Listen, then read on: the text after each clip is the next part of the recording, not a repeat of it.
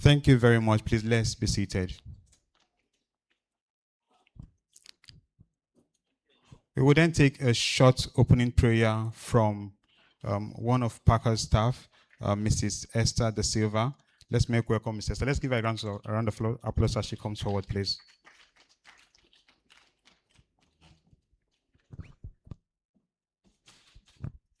In Jesus' name, Father, we thank you. Thank you for this opportunity to be gathered. We'll give you all the praise. We ask for your grace for impactful deliberations. Let your name be exalted. In Jesus' name we pray. Thank you very much. In addition, do we have any Muslim who would want to do a short prayer before we start, just to balance up?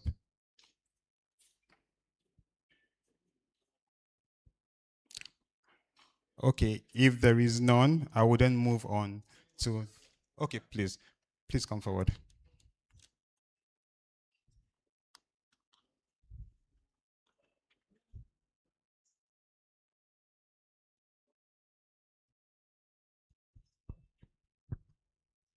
Thank you.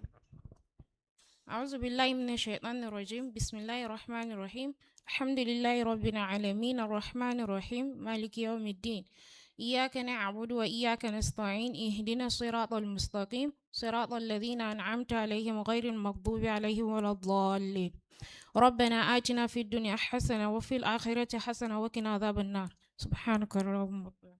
Thank you very much. Let's give a round of applause, please. Thank you very much. And so, ladies and gentlemen, once again, you're welcome to this wonderful conference that has been long awaited.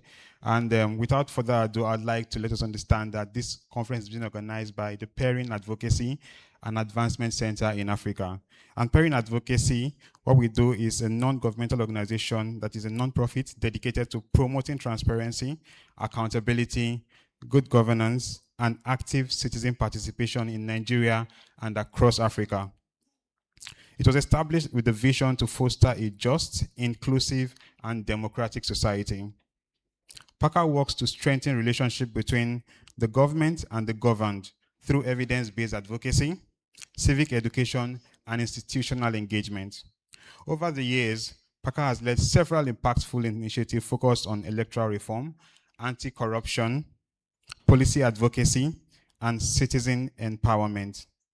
The organization partners with government agencies, civil society organizations, the media, and development partners to drive systemic change and ensure that public institutions deliver on their mandates with integrity and efficiency. Through platforms such as Electoral Reform Hour on radio and the nationwide town hall meetings, PAACA continues to amplify citizen voices, influence policy discourse, and push for reforms that make Nigeria's democracy more participatory and accountable. At its core, PAACA believes that sustainable development and social justice can only be achieved when citizens are informed, engaged, and empowered to hold leaders accountable and actively contribute to governance process. And today, ladies and gentlemen, I'm not going to be the MC for this event. The person who is going to be handling this has a way bigger shoe than myself. And so I'm going to be introducing somebody who is a prominent Nigerian broadcast journalist, a gender advocate, an inclusive policy expert, a well-known media personality, an author, and an influential voice in advocacy for women's inclusion and governance in leadership. Please, ladies and gentlemen, let's make welcome Adora Onyechere Sydney Jack.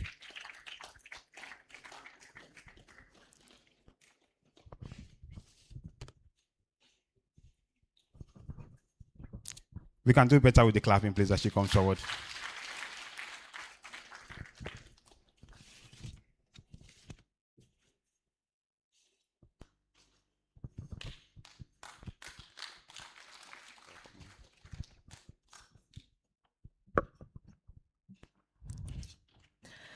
Good evening, ladies and gentlemen.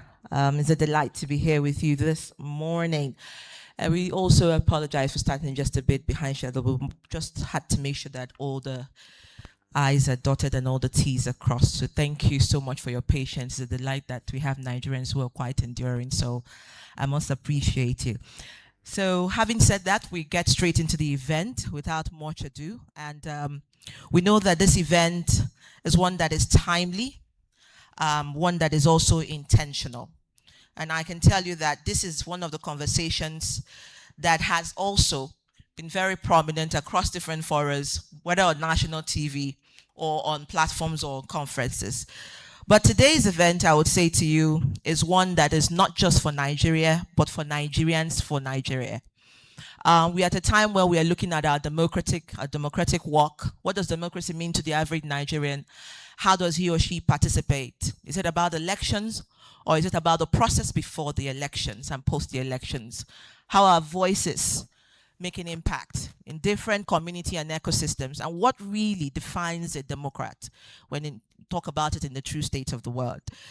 But I would like to, first of all, before we go straight into the conversation for today, to bring one man up who is one person I like to call mentor. Another person refers to him as the egalitarian general, one who sees everyone as equal, as participants of democracy.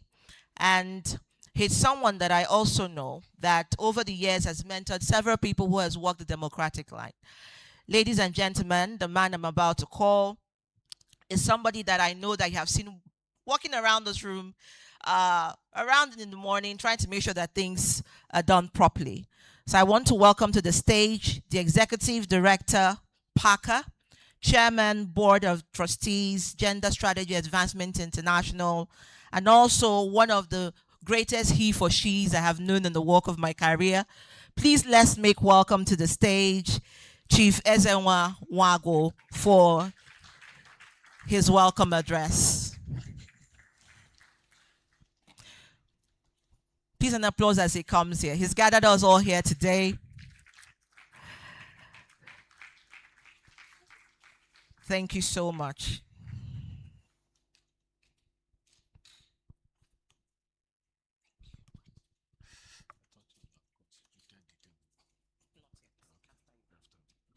Thank you.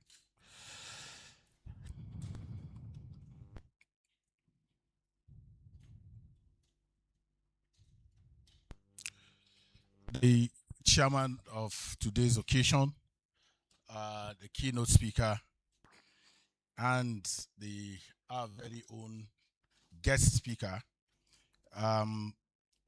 distinguished ladies and gentlemen, esteemed colleagues and partners in democracy, on behalf of the Peering Advocacy and Advancement Center in Africa, PAACA, it is my honor and privilege to welcome you to the National Conference on the Future of Democratic Reforms Beyond the Polls for Effective Governance. This gathering is both timely and significant.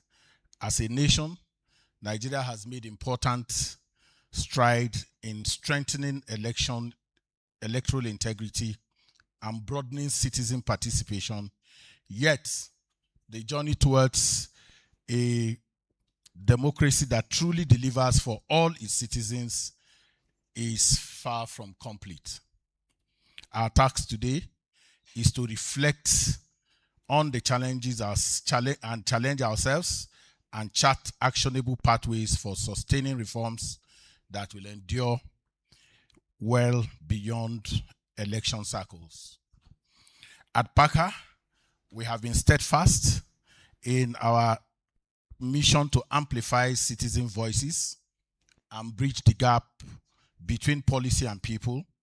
Over the years, we have convened town hall meetings across more than 20 states between engaging diverse stakeholders, including traditional rulers, women, youth, and persons living with disabilities, political parties, security agencies, and indeed civil society. These platforms have not only harvested citizens' experiences, but also generated policy recommendations that we have forwarded to the Independent National Electoral Commission and the National Assembly. Through our policy briefs, memoranda, and advocacy campaigns, we have contributed to critical national debates, including the push for early voting for essential election workers, the registration of the legislation of INEC result viewing portal, and reserved legislative seats for women, and the creation of unified voter ID system. These recommendations, rooted in citizens' consultations, are now part of Nigerian ongoing electoral conversations and discussions. Beyond policy advocacy, PAACA has leveraged media and technology to keep electoral reform in public consciousness.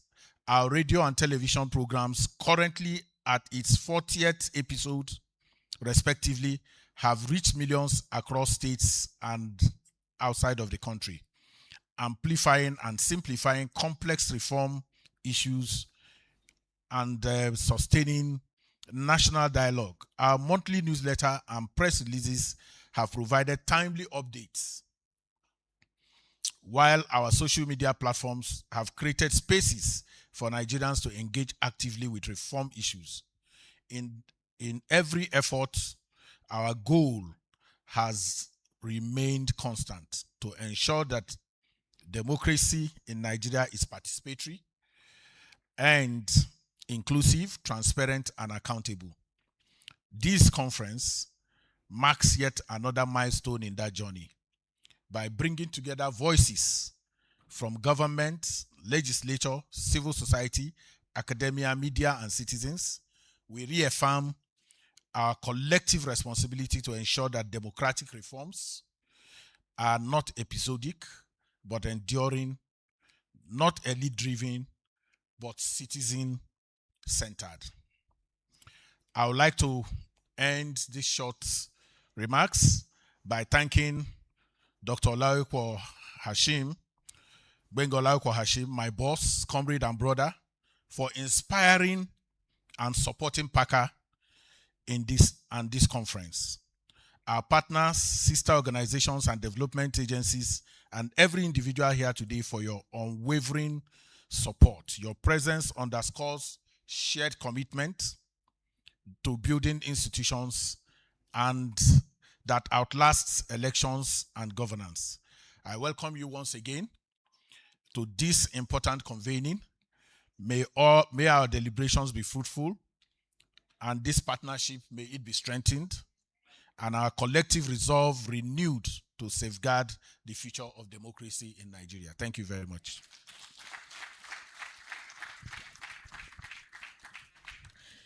Thank you so much. I need to also add that Ezenwa has a proud pedigree as a radical and intrepid fighter for liberty and human rights. And if you must know, this is a man who cut his teeth as a student and youth leader during the difficult military era. So if you can survive that and he's still here with us, please a round of applause for him for that. All right, I would go straight to bring in the chairman's opening remarks. And of course, we have seen conversations by this particular man, a seasoned advocate, a Pan-African, currently the director of the Pan-African and Emerging Power Advocacy Office, representative to the African Union based in Addis Ababa. And he was also the country director of CARE International in Nigeria, overseeing one of the country's largest humanitarian and development portfolios. Ladies and gentlemen, please, I would like to welcome to the stage for his chairman's opening remarks, Dr. Husseini Abdul. Thank you so much.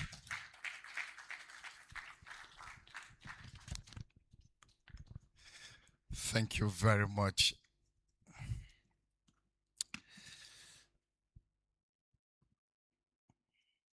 Your Excellencies, Highnesses, distinguished ladies and gentlemen. Just a quick correction. I've been back from my Addis role, and I'm back in Nigeria once again as the country director of CARE. And but thank you for that introduction, my sister. Distinguished ladies and gentlemen, it's a great honor to welcome you to this very important conversation on the future of democracy in Nigeria and how we could sustain our democratic growth. This gathering comes at a time when Nigeria's democratic experience, now in the third decade of uninterrupted civilian rule, stands as a very critical crossroad, tested by economic hardship, insecurity, declining public trust, and widening inequalities. Yet it also remains alive with the aspirations of citizens who continue to believe that democracy, however imperfect, remains our best hope for justice, peace, and development. Since 1999, Nigeria has made significant democratic strides. Periodic elections, active civil society, greater freedom of expression, and peaceful transfer of power. However, the resilience of our democracy has too often been sustained more by the will of the people than by the strength of our institutions.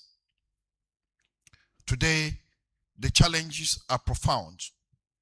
A shrinking civic space, monetized politics, weak accountability, and growing public cynicism about whether democracy truly delivers. These realities compels us to rethink how we practice and protect democracy, not only as a political system, but as a social contract that guarantees dignity and opportunity for all its citizens. Over time, we have conflated democracy with elections. And the perception is that once you have periodic elections, then you have democracy. Unfortunately, that is not true. And the failure to actually connect democracy with public accountability and citizens' participation is what led us to where we are today. That even the election itself is continually undermined by the shenanigans and the subterfuges of our politicians. Our democracy today is being run by people who don't actually believe in democracy. There is a relationship between democracy and the practitioners of it. Once you find an incongruence between the values of the practitioners and the basic principles and ethics of democracy, you have a problem.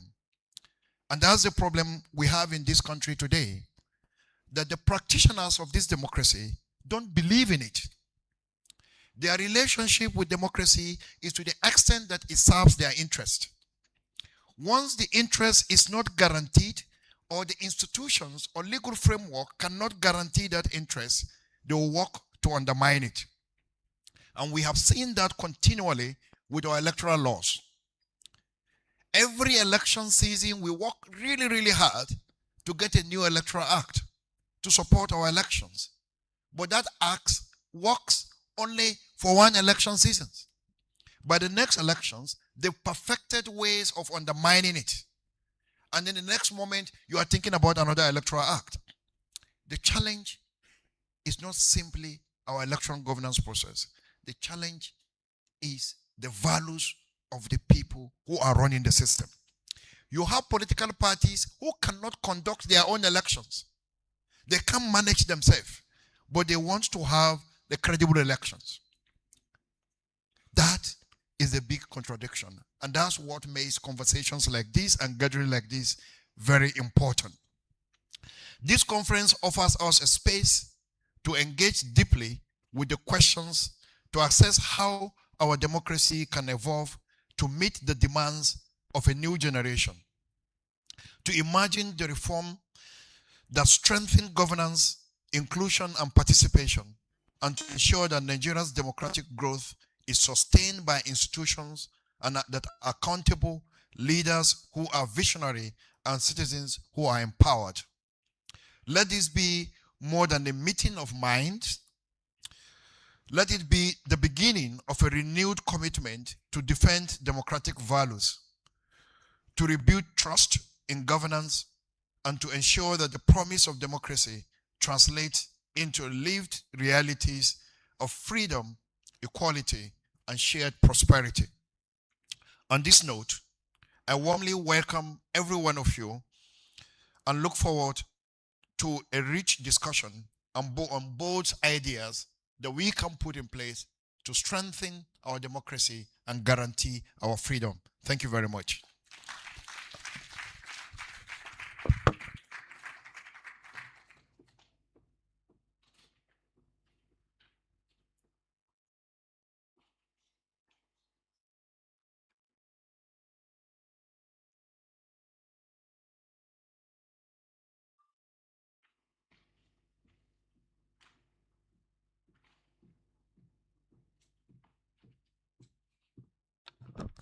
But at least I can ask for an applause for you. Please, another round of applause.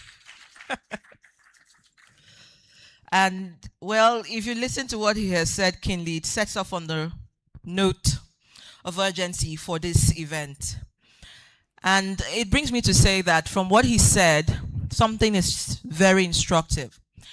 That democracy is never a final achievement. It is a call to an endless process of becoming. And those words were echoed in that brief address. Please, ladies and gentlemen, please a round of applause for him. Thank you so much. I would like to also welcome quickly for some goodwill messages, representatives here. I would like to welcome Christopher Ngara, PhD, Acting Director, Department of Democracy and Governance, NILDS, representing the Director General, Abubakar O. Suleiman. Please welcome you for your goodwill message. Thank you. Please a round of applause for him.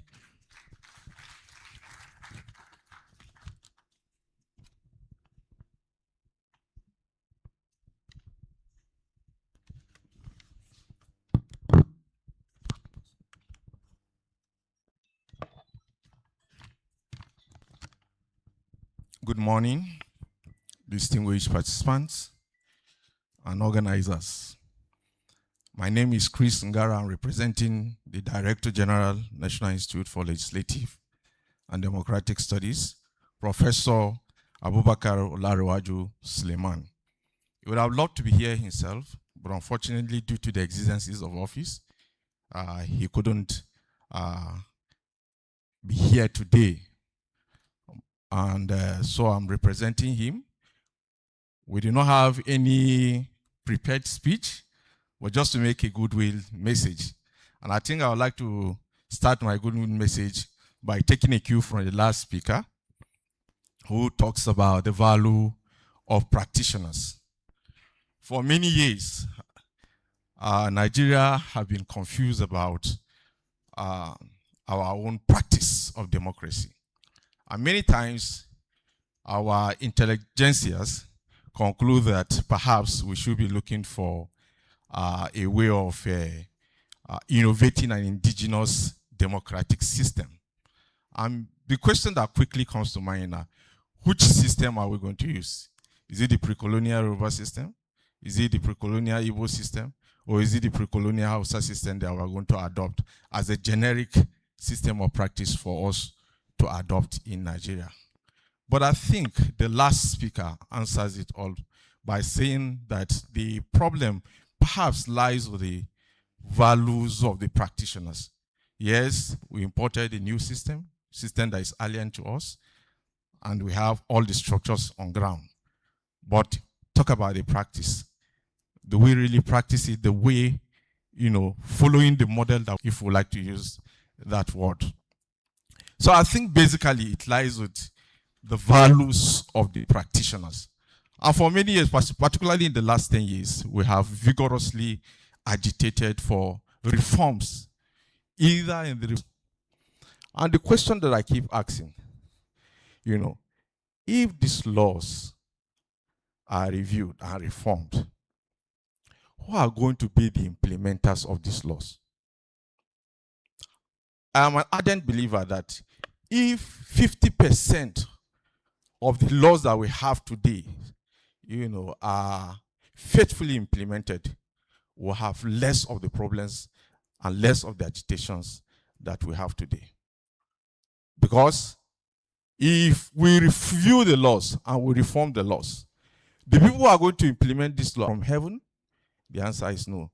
The answer is that it is going to be the same people who are unable to implement the existing laws that are going to, apply those laws. So, even as we journey in our democracy, and that is why if we go to other countries, Western countries, we easily adapt to their laws. But if we come back here, it's the same practice. So I want to enjoy us to look at our individual self forms we apply to these laws. If we as individuals are not prepared, to do the right thing, we'll continue going in circles. Thank you very much. May you have a very engaging and fruitful deliberation. Thank you and God bless you.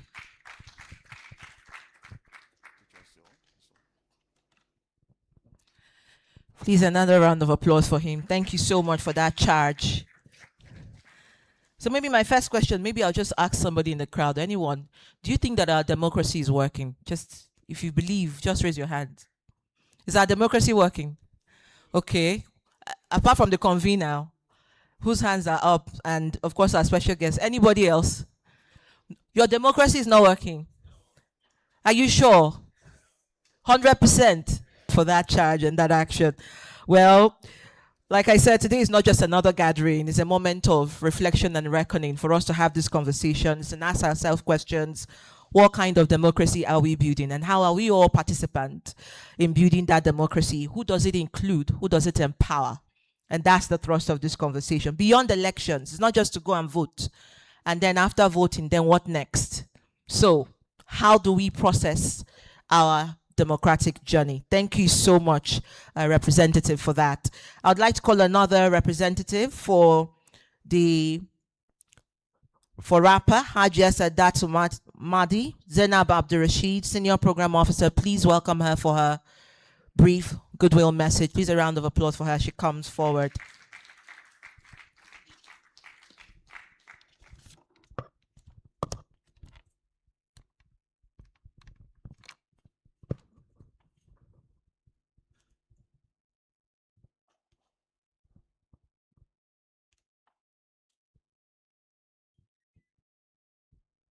Thank you so much. And it's good to see you. Good morning, everyone. All protocols duly observed. I'm here representing the Women's Rights Advancement and Protection Alternative, standing on behalf of my boss, Haji Shehu, who is unavoidably absent, to give a goodwill message on this auspicious occasion. I would like to congratulate PAACA. The names are like PAACA and RAPA, they rhyme. Yeah, apologies for that. Congratulate PAACA for convening this timely intervention. It's a citizens-led conference, as we can all see that we have representatives from across the country, and it's a welcome program at this time of our democracy in Nigeria. We all clamor for democracy, and we believe that this is one of the conveniences that can shape what we all aspire to see in our democracy. So that being said, I would like to quickly read the goodwill message from the Secretary General of RAPA, Haji Shehu El-Wahab. On behalf of the Secretary General, management, the Board of Trustees, and staff of RAPA, I bring you greetings. I extend warm greetings from all of us, and wishes to PAACA, our electoral reform partner in the implementation that we just concluded on the MacArthur Foundation project. And this is also another extension of that intervention, which is most welcome. And also to the participants at this convening on the National Conference for the Future of Democracy in Nigeria, themed Beyond the Polls for effective governance, because we believe that democracy runs beyond the polls. What happens after the we're from here? So this convening is one, a call to action for everyone seated here and beyond this room to know that, yes, democracy is our business, is everybody's business, is everyday's affair, and until we begin to participate deliberately beyond where we are now. So Adora asked a question earlier, that do we believe that democracy is working in this country? I believe it is, because we are not where we used to be. We've shifted from where we used to be, and until deliberate actions are taken, like what we have here today, by citizens who understand that, yes, it's my business, it's your business, it's our business to shape this. Everyone for being here, and I want us to put in all our efforts. I want to charge everyone to contribute meaningfully to this welcome convening, and then we take it forth from here. Thank you so much for having. You know, brilliance in our ecosystem. And when I hear people say our democracy is not working, who is not making it work? Democracy does not thrive alone on potential. And I must say that it thrives when the citizens trust their institutions. Institutions are what defines democracy. You are part of an institution. What is your role? How do we keep and gatekeep accountability from government?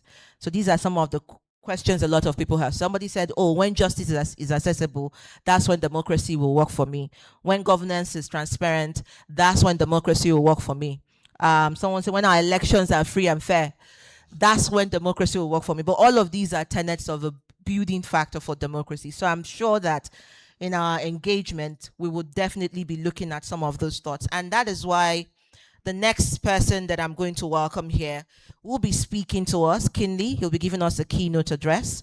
Please, let's welcome for his keynote, Professor Samuel Egwu, who is currently the governance advisor for the United Nations Development Program in Nigeria and a professor of political, I beg your pardon, a professor of political science in Nigeria, but he is the INEC resident electoral commissioner, Benue State, and he's going to be talking to us for 20 minutes. So please, I would crave your indulgence to sit back and listen. And remember, this is a reflection and an introspection for this program and the whole of the 20 minutes that he will be speaking. Please, let's welcome him to the stage if he's here. A round of applause. Please, a round of applause. 20 minutes is not being so. He's coming to be talking for 20 minutes. That's a whole lecture. You pay for that in the university. Or better, well, register for it online. So please, another round of applause for our keynote speaker. Thank you, MC. Yeah, thank you. I realize that my eyes are not working very well these days. So I have to find an answer. So I'm so have to. Okay. The chairman of this very important conference, the leadership of PAACA, especially the director, executive director, Ezenwa Nwagwu, and all the other members of the ruling class of civil society in Nigeria that are present in this room, including Dr. Husseini, Abdul, Chris Kwaja, and the REC of Nasarawa, who just acquired a PhD working on electoral technology. Then I'm also seeing again Dr. Olawepo-Hashim and Professor Kari, who just did a midterm assessment of the National Assembly along with other people.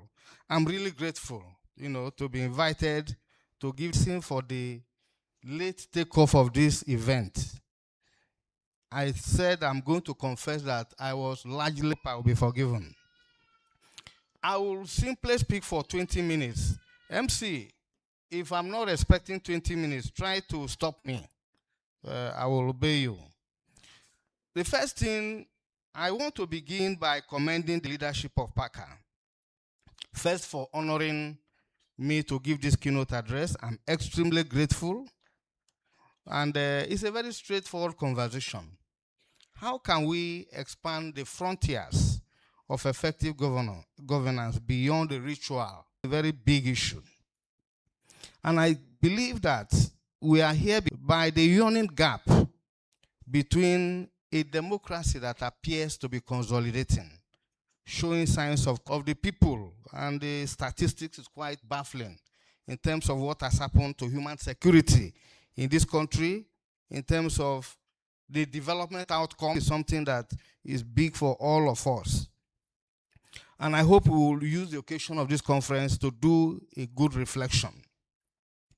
At the same time that we are celebrating this democracy from one set of elites to another, including alternation of power at the national level, there are still concerns about the overall integrity of our electoral process. And they want, often by controlling the election process to suppress opposition rather than engage in genuine, is very rampant about these issues.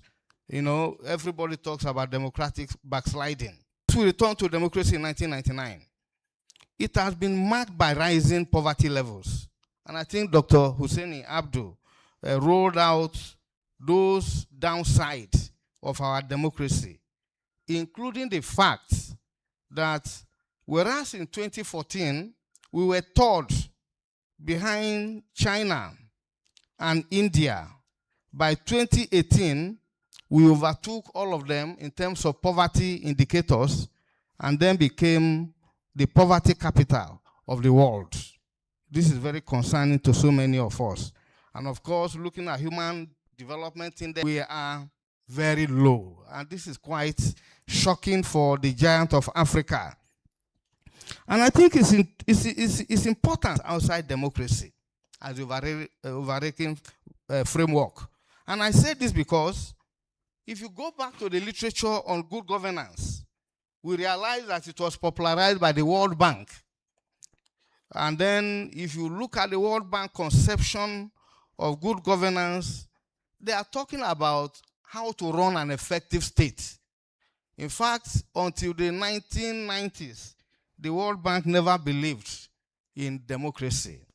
They believed in conception of governance. It's talking about a state that is clean and effective, and that you can in fact have good and effective governance without democracy. But I think the choice African people have made, including Nigeria, is that we don't only need good governance, we need good governance in the context of a functional democracy. And that is all the striving that we are doing.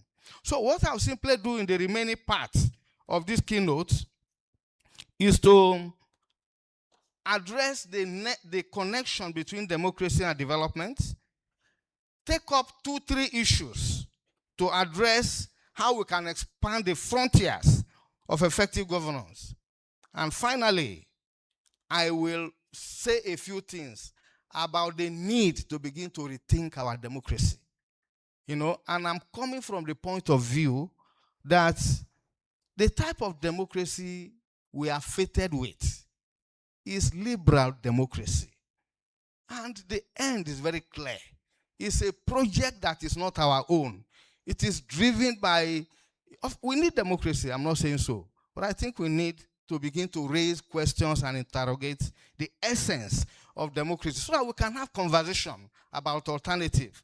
Certainly, Chris, not about African, system, but we need to rethink democracy as a universal political ideal. Now, I say, what is democracy? We all know. Democracy is a political system ruled by citizens.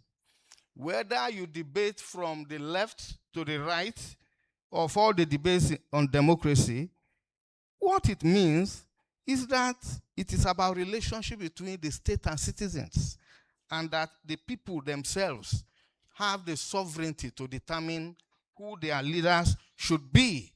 And by that token, they have the right to enforce accountability, to demand them to do what they are supposed to do. And you can see all the values of a democratic system in the paper that I have work done.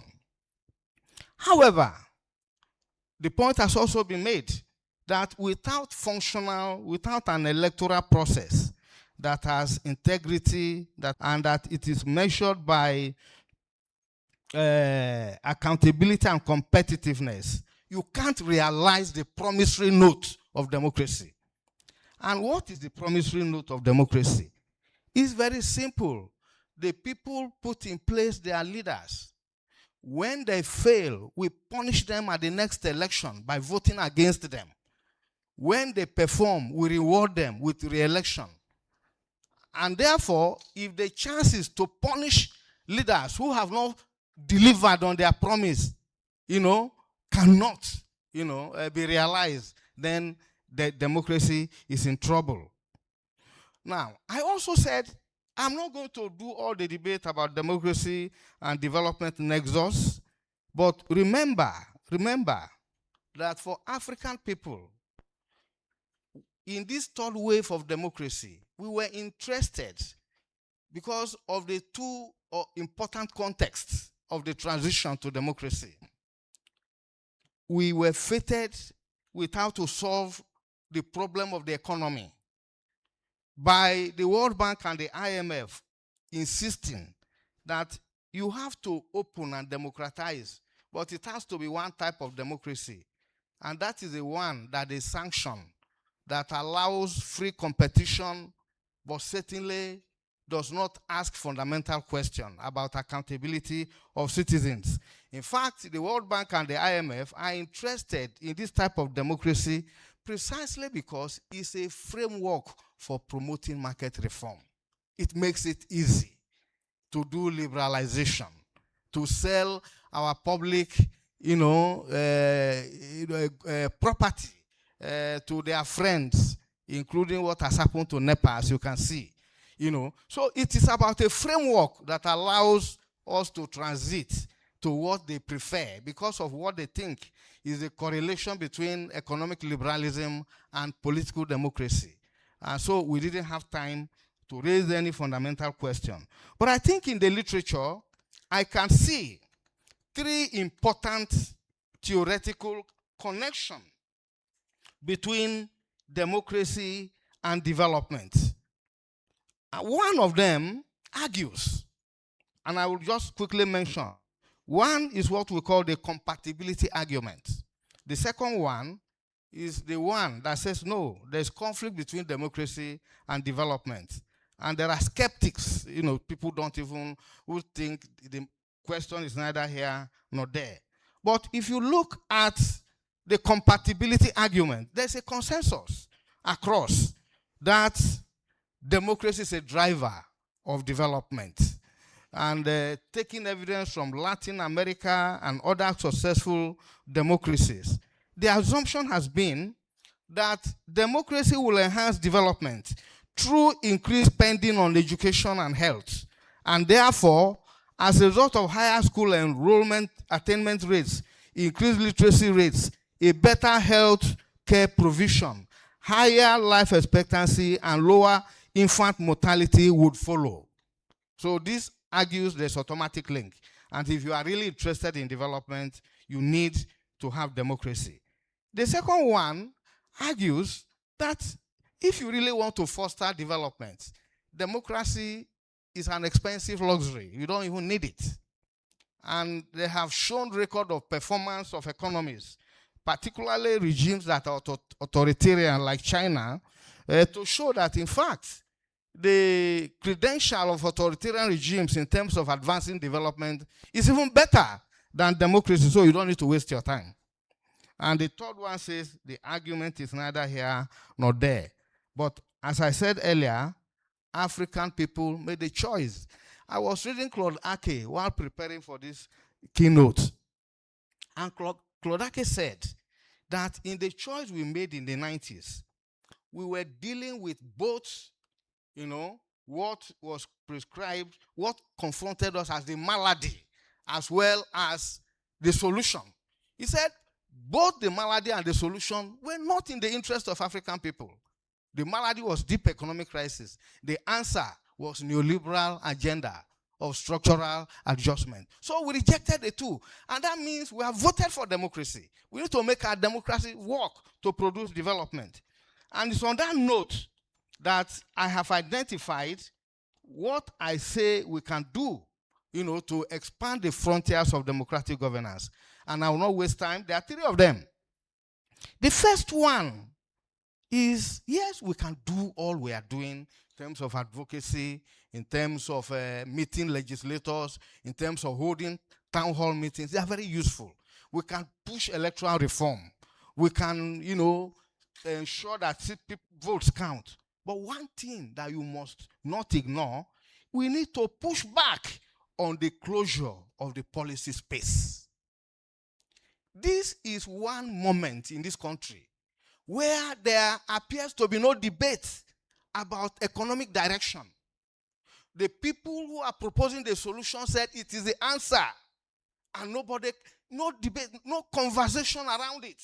So you then swear in the president, he has not even left the podium.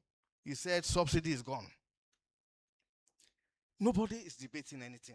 We know what we are suffering. And the problem is globalization and liberal democracy. It closes policy space. It doesn't allow you. The domestic influence over policy has diminished because the World Bank and the IMF says, no, this is the limit. You can't even go there. We need to open up the policy space. We have brilliant economists, honestly, I can assemble that can help us in terms of navigating what to do with the state of our economy. And looking at the Afro Barometer report, Nigerians are not happy about subsidy.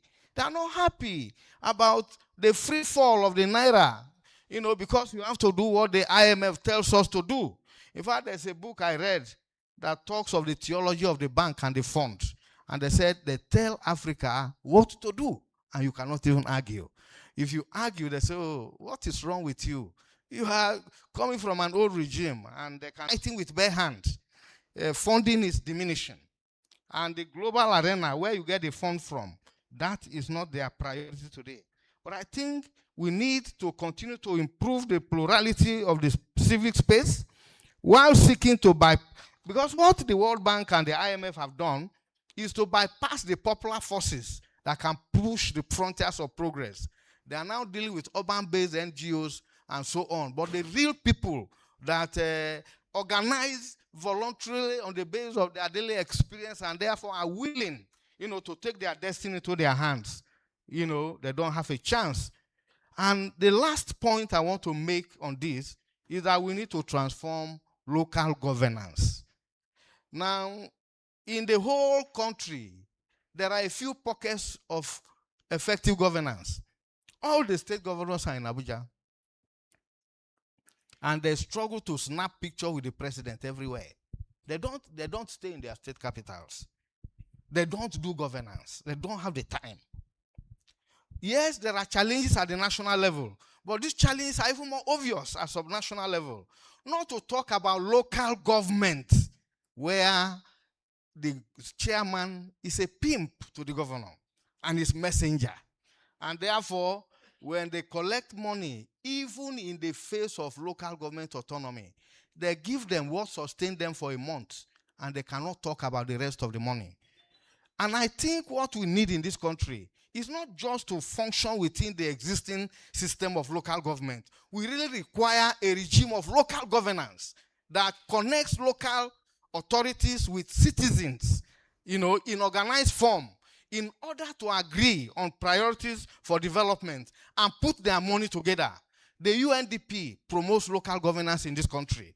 And I know when I was there, a few things we did in the old Delta produce enormous results. I'm not talking about local government system as it is designed. I'm talking about local governance. Having said this, MC, I have 5 minutes left. So, and I'm going to exhaust it, and I'll leave. Okay. Now, I think we need to rethink our democracy. And when I think about it, I go back to the old literature, the one that many people don't want to hear, And I'm talking about early debates within the Marxist school about the shortcomings and limitations of liberal democracy. These came on board. Marx first adumbrated it, Lenin and others followed it. Complete fraud of democratic choice for the ordinary people, while in reality concentrating power in the hands of a state bureaucracy wedded to the capitalist state. I don't want to expand, it's very clear, the message, And they then reminded us that this type of democracy is incapable of bringing about substantial changes in political and economic power, because social power is in the hands of the ruling elite, or the bourgeoisie for those who still, Husseini, we all started from there. I don't know what you have done, whether you committed class suicide, So my point is really about creation of ideas, political organizations, and property rights. But for this to happen, you must strengthen constitutions and constitutionalism.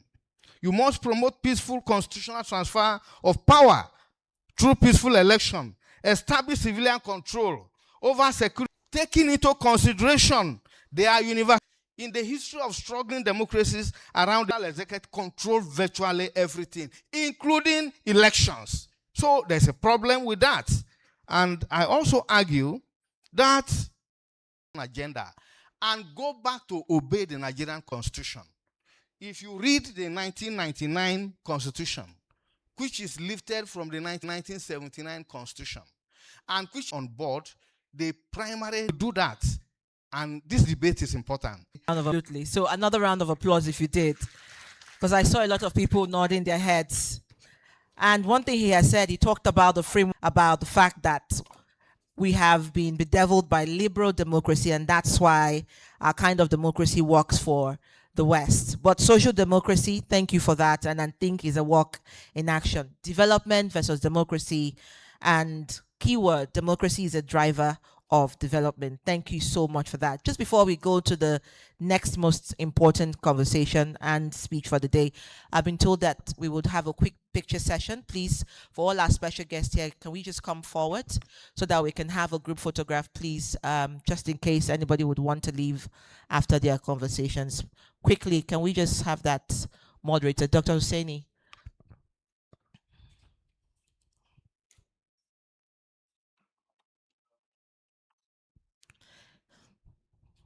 I think it would be better, is it better we stay down or come up? I think it's better we come up, please. Please come up. The photographers have to say. The stage is that way. Thank you. Sorry? This way. Oh, I didn't know.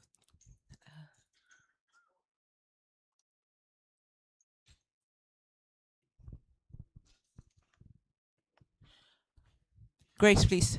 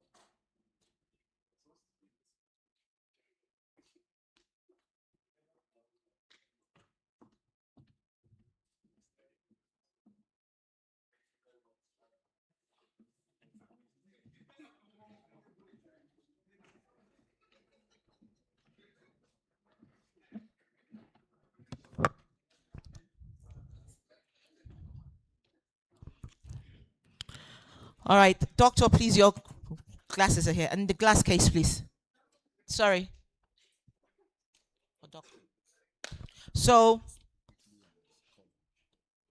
okay. All right, I would like to go straight to the first panel for today. But before that, we do have a guest speaker. But permit me to welcome to the panel our panelists to please have their seats before we have that guest speaker make his address, because that is instructive and will lead us straight into the conversation of the day. I would like to welcome to the panel the Nasarawa Resident Electoral Commissioner, Alhaji Shehu El-Wahab, to the stage. Please, a round of applause for him as he comes forward. I would also like to welcome the representative of Inter-Party Advisory Council, the National Deputy Chairman, Gbenga Olawepo-Hashim. If you're here, please, a round of applause for him. I would also like to welcome the chairperson for the Nigerian Union of Journalists, FCT chapter, Grace Ike. Please welcome her to the stage.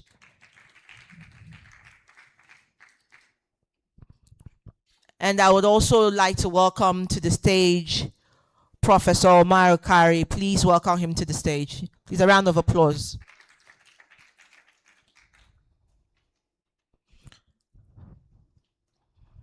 Thank you. Without much ado, I would really like to say very few important profiling for our next speaker, who is of utmost importance to this conversation. The conversation we're having here is going to be very detailed, but I like that he sets the tone, and he's no other person than the Global Energy Executive, former presidential candidate and founding Deputy National Publicity Secretary of the People's Democratic Party, is one of the few Nigerian leaders who combine solid business records with a strong political background. He is a successful entrepreneur with a 33-year impeccable business history and chairman of Oil World Limited. And also he's a chairman of Brison AS Limited, owners of the 90 megawatts Marlborough Independent Power Producing Plant. He is generally acknowledged. Help me welcome for his exceptional presentation of the stage, sir.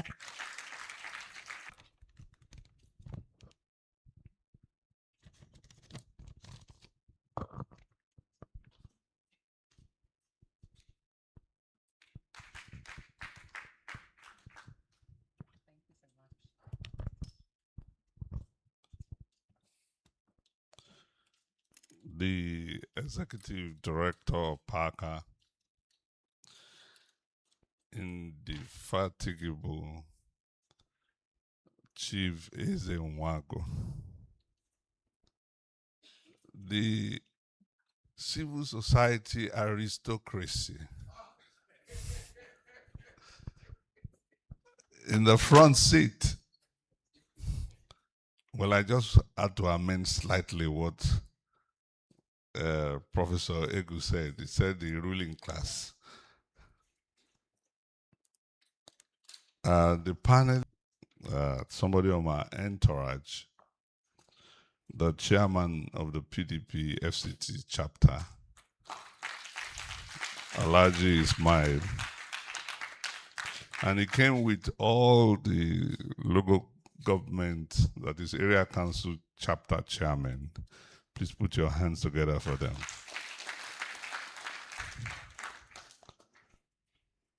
We are talking about democracies, and the parties are central. Democracy is not just an NGO business. The parties run them, legislatures run them. And the more we are able to attract the interest of the political operators in this kind of discussions, the more progress we're going to make. I must commend PAACA for this beautiful program. To be honest, I'm surprised at this outing, because this is not normal when NGOs are doing things, to have it properly organized as you have done. So please, let's put our hands together for PAACA.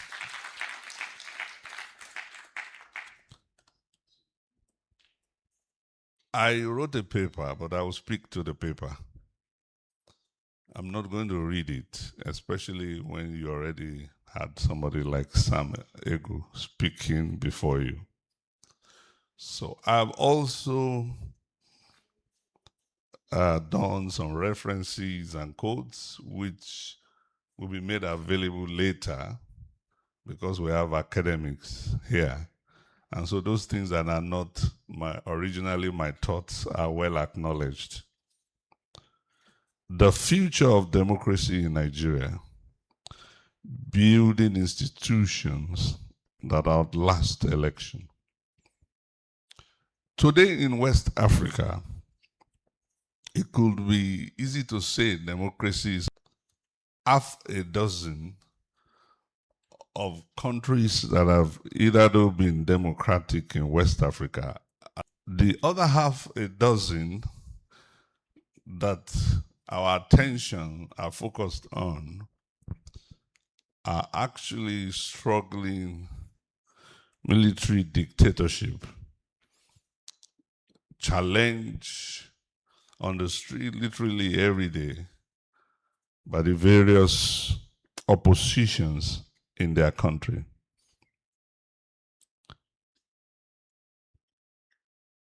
This is the situation in most of West Africa.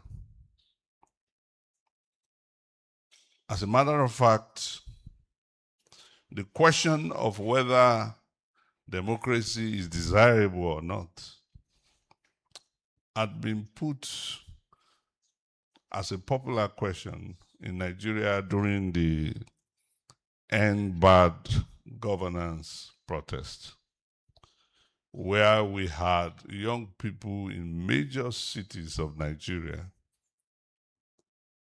waving the flag of Russia and putting up the poster of Vladimir Putin, who had been passed on as a dictator, a successful, benevolent dictator. We had scenarios where young men went to military barracks to ask soldiers to take over power. Now the question is that this specter is contrary to where some of us came from. People like Eze, Umakari, Professor now, and a host of young men of those generations who were raising the banner of democratization in Nigeria. We didn't just speak for it. Some of us paid dearly for it. And we were ready to pay the supreme price.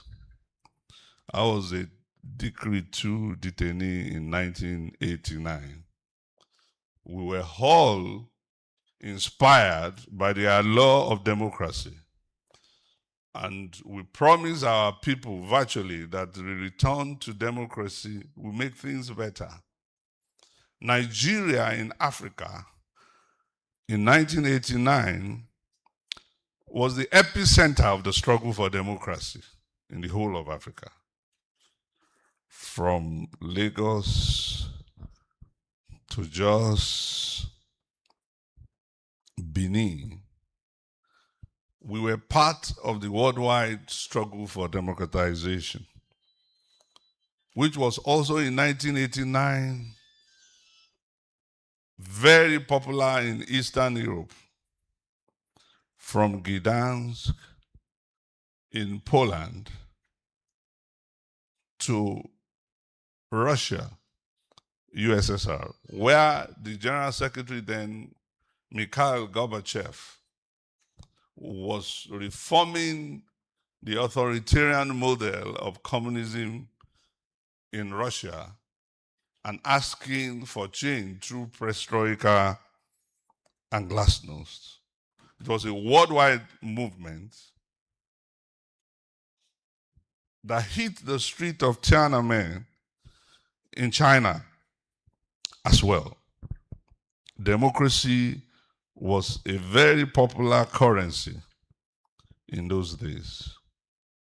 So what made democracy attractive? Why is it no longer attractive in Nigeria? Why is the relevance and continuation of democracy being put to question? Before I answer this question, let me briefly visit what is democracy. Democracy is a government in which supreme power, sovereignty, is rested in the people and exercised directly by them or by their elected agent under a free electoral system. Abraham Lincoln called it a government of the people, by the people, for the people. Democracy can either be parliamentary or presidential, depending on the specific history. But the principal thing about democracy is that it makes provision for institution that preserves natural rights. That is the basic bottom. And these natural rights are innate, they are natural to all human beings. So democracy only sets up structure and institutions and system to preserve those natural rights. Those natural rights are freedom of expression, freedom of assembly. These are natural things that God created human beings with. And as fella will say, human rights are my property. So democracy only sets up to protect that which is inalienable in human beings. We made this point in our paper on challenges of democratization, University of Jos, 2003. Interestingly, that paper was presented when Professor Egwu was the head of department, as still germane till today. As has been said, in a democracy, we must have periodic elections. In a democracy, we must not just have periodic elections, but this election must be credible, transparent, and competitive. Competition means you must have parties that are free, then you must have institutions of states that protect rights that are independent of arbitrary control. And that brings me to our experience since 1999, when Nigeria returned to democracy. Our political parties have struggled as vehicles of state capture of power than as vehicles to deliver social justice, equity, or even to permit the discussion of how these noble ideas of democracy are to be achieved. I think we had more debates about policy options under military rule in Nigeria than we have had under democracy. Under the military rule, we had the Politburo debate, whether we wanted to go a little bit to the right or a little bit to the left. Under military rule, the military were not bold enough to remove fuel subsidy without making contingent plan for measures to cushion the effect. As a matter of fact, under Abacha, a PTF was created to manage, to ensure that the differential in the little increase that was made is properly managed for institutions in education, health, etc., so that the people can see the benefit of it. No military leader throughout our history had the temerity to do 100% removal of subsidy. But these have happened under our democracy. They never happened under military. So if you see people questioning, is this democracy worth it or not? That's a question that we must answer. And I hope our panelists will help us to make reasonable recommendations so that our people who are already getting tired of democracy probably will learn from this panel and see something useful more than election in our democratic experience. Now, things are made more difficult when people don't see democracy giving them the option to make a change, which democracy primarily promises. I think this is the situation in Nigeria, that apart from the despair and desperation of the situation on ground, there is almost lack of hope that the democratic system will provide an opportunity for citizens to make a change. And those who are in the executive arm of government also make a boast of it, that we are in charge. We've tied up the next election. No other party can win. Now, when you have such a situation, nobody is going to be encouraged to wait for the next 2 years to get a result that had already been delivered 2 years ahead of election. So the crux of the matter is, how do we get a process that is going to again reignite the hope of the people in the democratic system, that will make the average Nigerian to believe that the electoral system in our democracy is still possible to be a platform for change. This is one of the questions that our panelists should help us to look into. But I have a few recommendations even before we go to the panel discussion.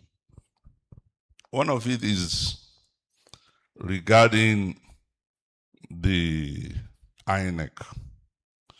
It's very nice that my friend here is here. Hallelujah. In 1998, when we went to ask the military generals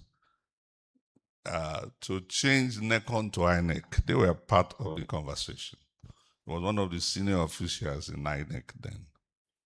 The day Abacha died, and we were part of the Institute for Civil Society led by Dr. Ekweme, Jerry Garnett, Chief Solomon La, Alhaji Rimi was in a prison then. The day Abacha died, we wrote a memo, and it was my responsibility, then Pascal Bafiao and Dan Nwagu, 3 of us, to sign the memo and present to General Bami, who was Chief of Army Staff in Fort IBB. The military boys were moving the tanks, struggling. It was a very terrible moment that night. We had to just go to Fort IBB and make an input in what became this republic. It was a dangerous moment. I was not one of those who are in exile taking cognac in foreign embassies. We were there in the middle of the tanks. Eze will make the draft, and all these people, some of them on this panel, were part of all this process. It was a terrible moment. We asked INEC for INEC money to be first line charge. And let me tell you, INEC has been well funded under this republic. It was not any of the INEC chairmen that did it. We fought for it that night. The second thing we asked, we said we wanted independent National Electoral Commission. And independence in the sense that its composition must be independent of the executive.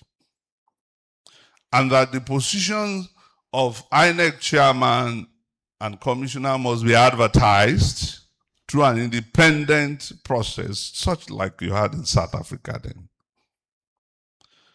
We asked for some fundamental reform in NECON.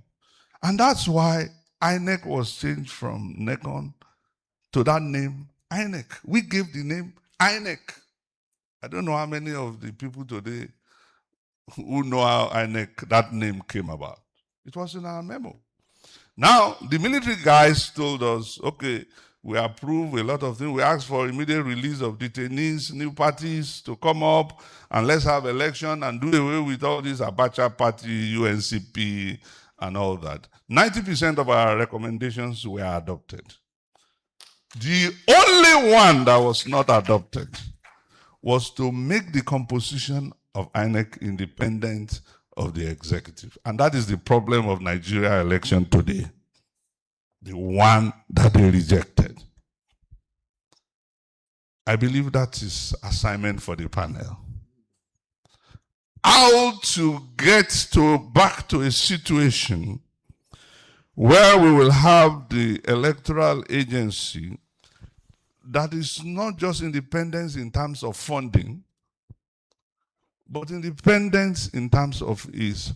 INEC today has a lot of powers that no other electoral agency ever had. But that power is used against the people, and used against some of us who fought for it. And that's to tell you that it is not just about institutions. You also need people who have values, who have integrity.